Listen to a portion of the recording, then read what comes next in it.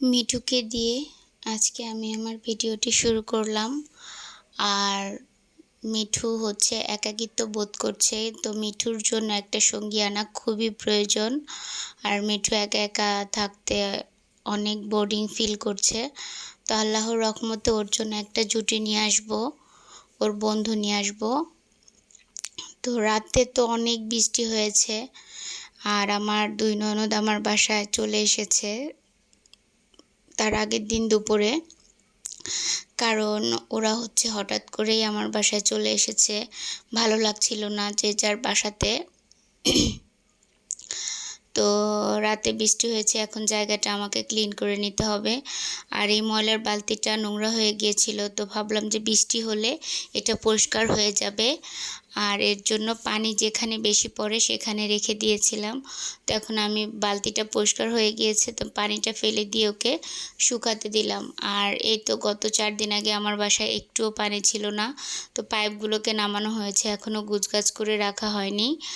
আর এই যে ওরা আমার হাতে মানে মাটির চুলায় খিচুড়ি রান্না খাবে, যার জন্য আমি চুলাটাকে বের করে নিচ্ছি। কিন্তু দুর্ভাগ্য, অনেক দিন আমি এই চুলাটা রান্না করছি না, যার জন্য হচ্ছে একটু ড্যাম হয়ে গিয়েছে। আর এখন আমি চুলাটাকে একটু মেরামত করব। জানি না রান্না করতে কতটা কষ্ট হয়। তো এই তো ছোট্ট একটু উঠান আছে এখানে, রাস্তার মতো। তো যেহেতু দুই পাশে এটা নিচতলা বাসা, তাই এখন আমি পানিগুলোকে খুব সুন্দরভাবে আর হালকা পাতলা একটু ময়লা আছে সেগুলো সহ উঠানটাকে ঝাড়ু দিয়ে ফেলছি। এটা আসলে বলা চলে না উঠান, এটা বাসার সামনে। যেমন দোতলা করলে এটা হচ্ছে সিঁড়ির ঘর থাকবে, ঠিক সিঁড়ির ঘরটুকি এই জায়গাটুকু। তো এখন আমরা এটা ছোট্ট একটা উঠান হিসেবে ব্যবহার করছি, কারণ যেহেতু এটা নিচতলা বাসা। তো পানিগুলোকে আমি খুবই সুন্দর করে ময়লা সহ মানে পরিষ্কার করে নিচ্ছি, যেন জায়গাটা শুকিয়ে যায়। আর শুকানোর পরে আমি এখানে সব কাজবাজগুলো সেরে ফেলবো। কারণ আজকে যেহেতু রান্নাটা এখানেই হবে, সেহেতু আমি এখানকার কাজগুলো সব কিছু সুন্দর করে পরিপাটি করে নিতে হবে, যার জন্য আমি পরিষ্কার করে নিচ্ছি। তো আমার পুরো ভিডিওটার সাথেই থাকবেন, স্কিপ না করে। আমার ভিডিওটা কেমন হলো অবশ্যই বন্ধুরা তোমরা আমাকে জানাবে যে আমার ভিডিওটা কেমন হয়েছে। আর শুরুতেই বলে দিচ্ছি, আমার ভিডিওটা যদি তোমাদের কাছে একটুও ভালো লেগে থাকে তাহলে অবশ্যই লাইক, কমেন্ট এবং সাবস্ক্রাইব করে আমার পাশে থাকবে। আর আমার ভিডিওতে যদি কোনো ভুল ভ্রান্তি হয় তাহলে অবশ্যই ক্ষমার দৃষ্টিতে দেখবে, কারণ আমি নতুন ব্লগার, আমি অনেক কিছুই জানতে পারি না। আর ভুল না হলে তো মানুষ কোনো কিছু শিখতে পারে না। তো এখন মানুষ একটা করে ভুল করে, একটা করে শিক্ষা লাভ করে, ঠিক আমিও হয়তো বা ভুল থেকে সংশোধন করে নিব নিজেকে। আর এই যে পরে এখন এই ছাইগুলো একটু ভিজে ভিজে গিয়েছিল, তো এখন আমি ছাইগুলোকে পরিষ্কার করে নিচ্ছি।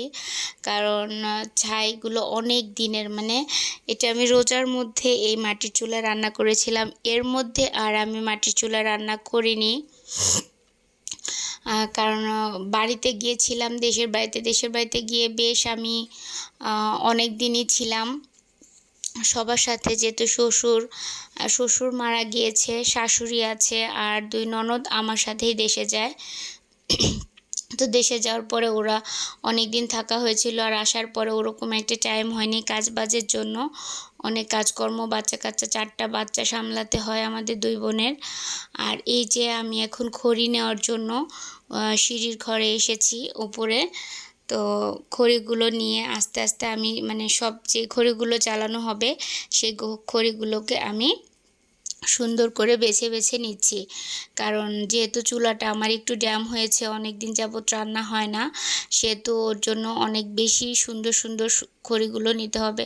তো সেগুলো নিয়ে আমি রেডি করে নিচ্ছি। আর এখানে কিছু কাগজ ছিল, সে কাগজগুলোকে চুলার মধ্যে দিয়ে দিলাম, যেন আমার মানে খড়িটা খুব সুন্দরভাবে আগুনের সাথে যে মানে জ্বলে ওঠে।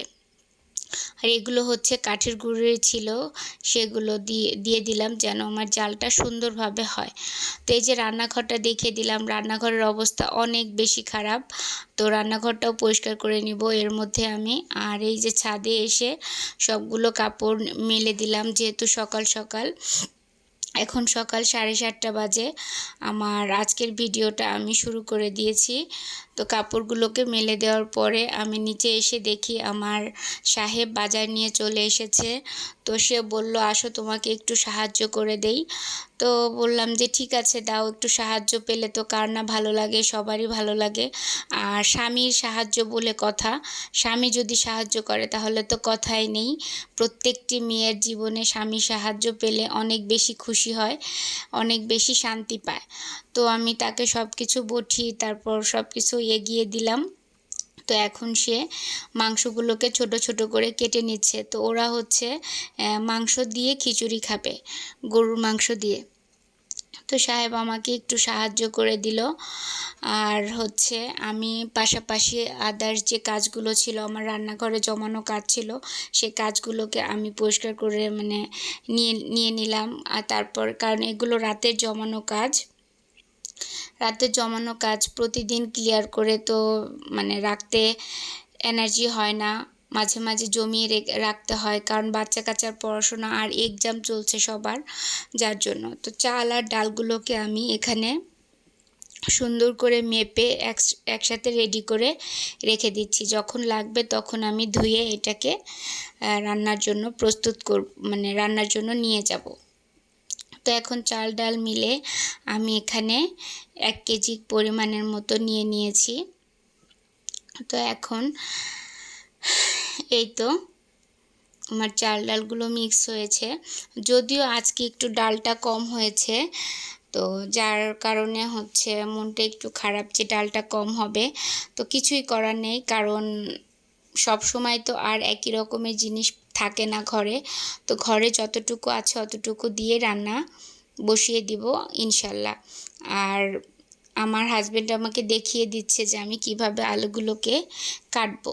তো ছোট ছোট করে ও কাটতে বলল। তো আমি আলুগুলোকে, আলু, পেঁয়াজ, রসুন, আদা, এখানে যা যা বাকি ছিল সব কিছুকে কেটে নিলাম। আর আমার কাটাকাটির সময় সবাই আমার সাথে গল্প করছে আমার পাশে বসে। আমার 2 ননদ, আমার শাশুড়ি, আমার ছোট বোন, আমার হাজব্যান্ড, সবাই আমাকে সুন্দর করে আমি যে কাজ করছি এটা আমার একা একা মানে মনে হচ্ছিল না, সবাই আমার সাথে গল্প করছিল।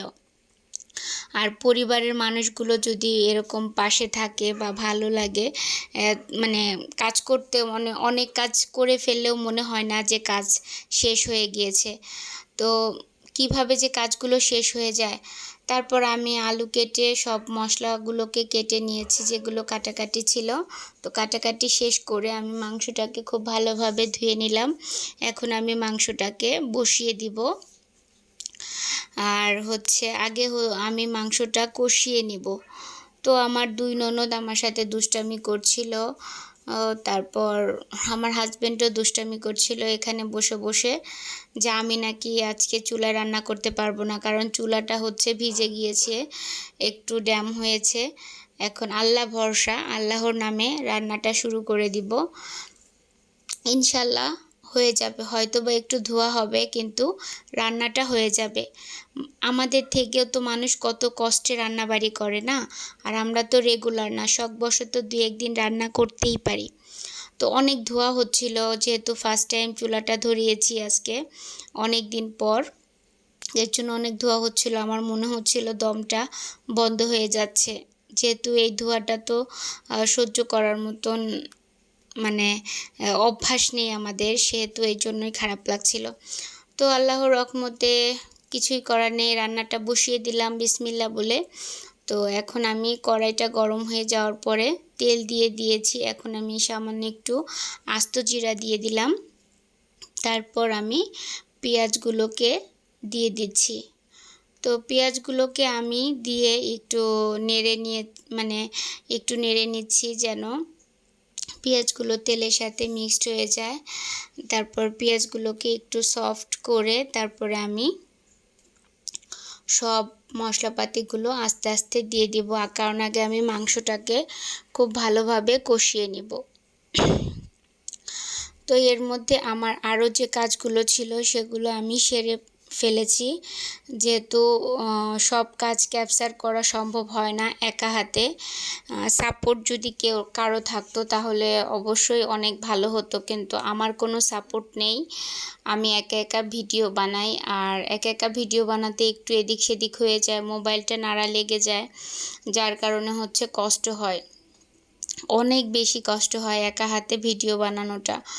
আর আমার তেমন একটা টিকটক স্ট্যান্ডও নেই, ছোট্ট একটা স্ট্যান্ড আছে যেটাকে মোবাইল এমনি এতটাই পাতলা যে মোবাইল রাখলে ও পড়ে যায়। তো ইনশাল্লাহ আল্লাহ যদি কখনো কেনার তৌফিক দেয় অবশ্যই কিনবো। আর আমার এই যে এখন আমি আদা রসুন পেস্ট আমি দিয়ে দিয়েছি সব কিছু পরিমাণ মতো যতটুকু লাগবে। এখন শুকনা মানে গুঁড়ি মশলাগুলোকে দিয়ে দিচ্ছি পরিমাণ মতো মাংসের জন্য, যেহেতু খিচুড়িতেও থাকবে সেহেতু আমি শুধু মাংসের জন্যই দিয়ে দিচ্ছি। আর একটু বেশি হলেও সমস্যা নেই, খিচুড়ির সাথে ওটা অ্যাডজাস্ট হয়ে যাবে। তো আমি সামান্য একটু পানি দিয়ে মশলাটাকে খুবই ভালোভাবে কষিয়ে নিচ্ছি। মানে মশলাটা থেকে যখন তেল বের হয়ে গিয়েছে তখন আমি মাংসগুলোকে দিয়ে দিলাম। এখন মাংসটাকে খুব ভালোভাবে কষিয়ে নেব। কষানোর পরে আমি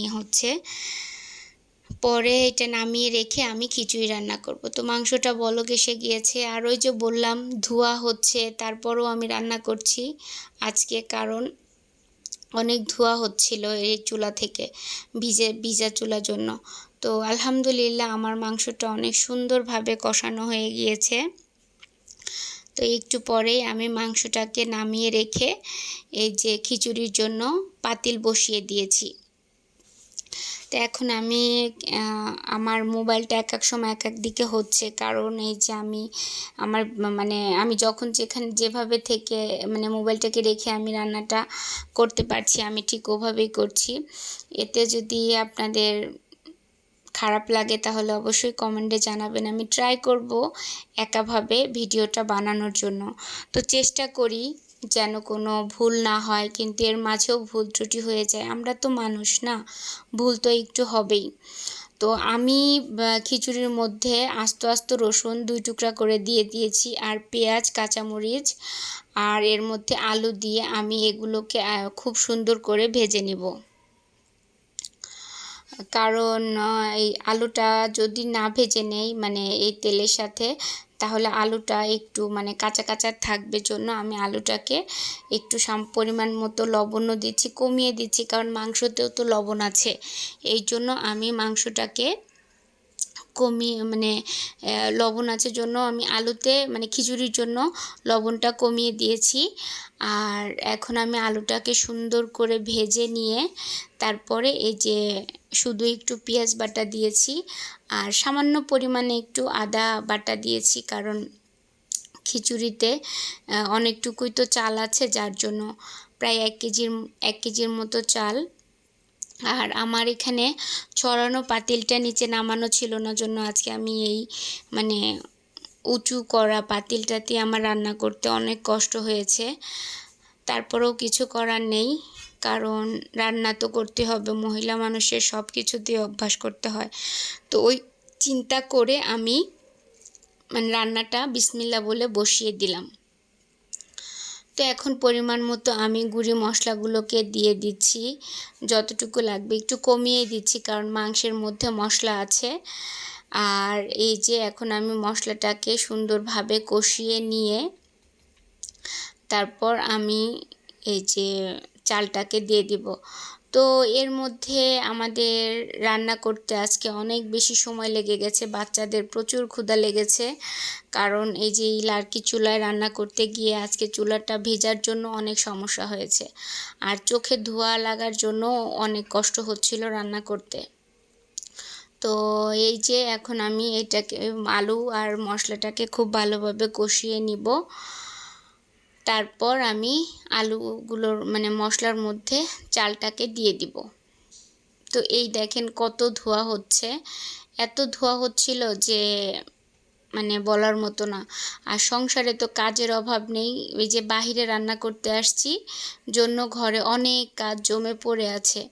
বিছানাপাতিগুলো ঝাড়া হয়নি, ঘরটা সুন্দরভাবে সব কিছু মুছে মেছে মানে কাজগুলোকে কমপ্লিট করা হলো না। তো এই যে শুধুমাত্র এই লার্কির চুলা রান্না করার জন্য, কিন্তু তারপরও রান্না করতে হচ্ছে কারণ আমার 2 ননদ খেতে চেয়েছে। আর আমার বড় ননদ বসুন্ধরায় থাকে, ওনার আসতে অনেক কষ্ট হয়, উনি সবসময় আসতে পারে না, হঠাৎ করে একটু আসে। তো যার কারণে ছোট ননদকেও সাথে আসতে বলা হয়েছে। তো এই জন্যই হচ্ছে হাজার কষ্ট হলেও রান্নাটা করে নিচ্ছি, কারণ আমাদের কেউ নেই, আমরা 3 জনই, আমার হাজব্যান্ড একা, কিন্তু আমরা হচ্ছে 2 বউ আর আমার 2 ননদ, আমরা 4 জনই এখন আমাদের এই পরিবারে। আর আমার শাশুড়ি আছে, শ্বশুর নেই। তো চালগুলোকে দিয়ে এখন আমি চালগুলোকে অনেক ভালো করে কয়েক মিনিটের মতন ভেজে নিচ্ছি, যেন চালটা মানে চাল আর মশলাগুলো একসাথে মিক্সড করে ভেজে নিলে খিচুড়িটা অনেক সুন্দর হয়। তো আমি ভেজে নিচ্ছি, তারপরে হচ্ছে ভেজে নিয়ে এখন আমি মানে আমার হাজব্যান্ড আমাকে এখন একটু সাহায্য করছিল, আগুনটা মানে খড়ি দিয়ে দিচ্ছিল যেন ধোঁয়াটা না লাগে। তো আমি সুন্দর করে নাড়া দিয়ে পরিমাণ মতো পানি দিয়ে দিলাম। আর আমি এখন যে ভিডিওটা বসাচ্ছি, ভয়েসটা দিচ্ছি, তখন হচ্ছে মানে বাসার পাশ থেকে অনেকগুলো কুকুর কিচিরমিচির করতেছিল। তো এই যে আমি পরিমাণ মতো পানি দিয়ে এখন আমি খিচুড়িটাকে ঢেকে দিলাম। আল্লাহর রহমতে খিচুড়িটা হয়ে যাবে। তো যখন বলক এসেছে তখন আমি খিচুড়ির ভিতরে মাংসগুলোকে সুন্দর করে দিয়ে নিলাম। আর মাংসগুলোকে দিয়ে খিচুড়ির সাথে ভালো করে মিক্সড করে দিলাম। আমার লবণ মশলা সব কিছু একদমই পারফেক্ট ছিল খিচুড়ির সাথে। তো আমার খিচুড়ি রান্নাটা কেমন হলো অবশ্যই আপনারা সবাই কমেন্টে জানাবেন যে আমার খিচুড়ি রান্নাটা কেমন হয়েছে। আর পরে আমার হাজব্যান্ড বুদ্ধি করে এই যে জাল দিলাম না, আগুনের জাল, যেহেতু নিচে খড়ের জাল পুড়ে যাবে জন্য আমার হাজব্যান্ড একটু দমে রেখেছে, তো উপর দিয়ে একটু আগুন উঠিয়ে দিয়েছে। ছেলে মানুষের তো একটু বুদ্ধি বেশি থাকে। তো পরে এটা দেওয়ার জন্য আমার খিচুড়িটা খুবই সুন্দর হয়েছিল। আর এর মধ্যে আমি পাশাপাশি খাবারগুলোকে রেডি করে নিয়েছি। এখন সবাই খেতে বসবো, কারণ প্রচণ্ড ক্ষুধা লেগে গিয়েছে। সকাল 10টা বেজে গিয়েছে, সকাল 8টার খাবার 10টায় করছি আজকে। তো এই যে সবার জন্য প্লেটে প্লেটে পাতিল ধরেই খিচুড়ি টানা হয়েছে, এটা মানে বাড়তে অনেক কষ্ট হবে জন্য। তো পাতিল থেকেই সবাইকে প্লেটে প্লেটে করে দেওয়া হচ্ছে। সাথে ছিল শসা, কাঁচামরিচ, পেঁয়াজ আর লেবু। আচারও ছিল, যে যেটা খেতে ভালোবাসে সে সেটা দিয়েই খাবে। তো এক এক করে সবার প্লেটে বেড়ে দিলাম। সবার প্রথমে আমার বড় ননদকে দিলাম, আমার বড় ননদ খুবই খুশি। আর এই যে সবাই ওয়েটিংয়ে আছে খাবারের জন্য। আর আজকে ডাইনিং টেবিলে কারো বসা হয়নি, যেহেতু আমরা অনেকগুলো মানুষ পরিবারের, সেহেতু সবাই মিলে একসাথে বসে আমরা ফ্লোরে ড্রয়িং রুমে খাবার খাচ্ছি। তো এরকম খাবার কে কে খায় পরিবারের সাথে বসে অবশ্যই কমেন্টে জানাবেন। তো আজকের ভিডিওটা আমি অনেক বেশি লম্বা করব না। আর আমার ছোট ননদও খেয়ে আমার সাথে দুষ্টামি করছিল যে আমি তোমাকে একটু রিভিউ দেই। তো এই যে আমার ছোট ননদ খাচ্ছে, বড় ননদ খাচ্ছে, শাশুড়ি খাচ্ছে, সবাই খাচ্ছে। এখন আমিও খেয়ে নিব। আল্লাহ যেন হচ্ছে সবাইকে হায়াত দারাজ করে, এরকম সবাই একসাথে মিলেমিশে থাকার জন্য। আর আমার সাহেবকে খেতে দিলাম, এখন আমরা সবাই খাবো। তো আজকের ভিডিওটা এ পর্যন্তই। আল্লাহ হাফেজ।